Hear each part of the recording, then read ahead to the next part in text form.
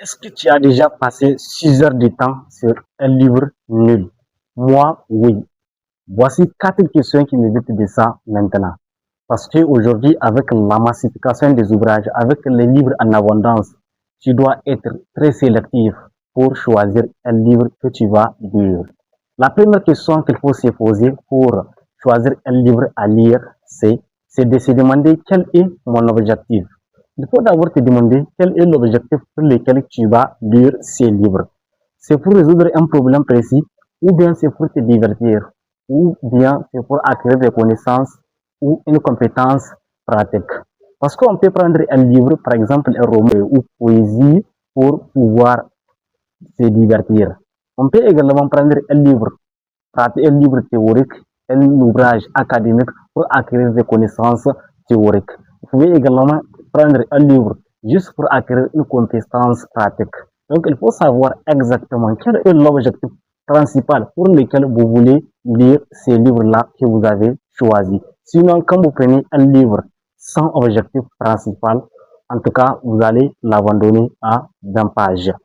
La deuxième question qu'il faut se poser, c'est ce livre est-il pour mon niveau actuel? Parce que vous savez, il y a des ouvrages, quand vous les prenez, vous avez envie de les abandonner juste à la première page. Parce que vous n'êtes pas à l'aise avec les concepts. Vous n'êtes pas à l'aise avec les mots et vocabulaire insérés ou intégrés dans l'ouvrage en question. Donc, il faut vraiment se questionner, est-ce que le livre est pour mon niveau actuel? Parce que, par exemple, il y a des domaines dans lesquels quand vous voulez prendre certains livres, il faut vraiment avoir un niveau avancé dans ces domaines pour pouvoir lire et comprendre le langage du livre. La troisième question qu'il faut se poser, le livre est-il récent?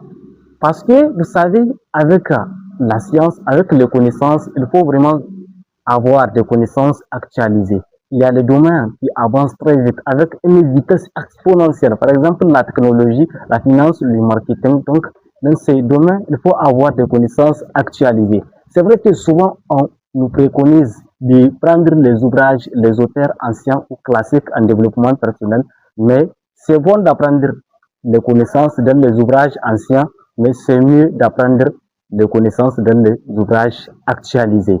La quatrième question qu'il faut se poser, qu'est-ce que je vais pouvoir appliquer dans les 24 heures prochaines?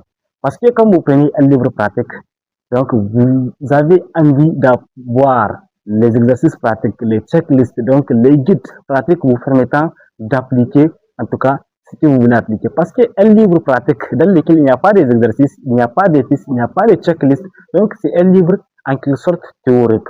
Donc, voici ces 4 questions-là qu'il faut se poser en tout cas pour choisir un livre.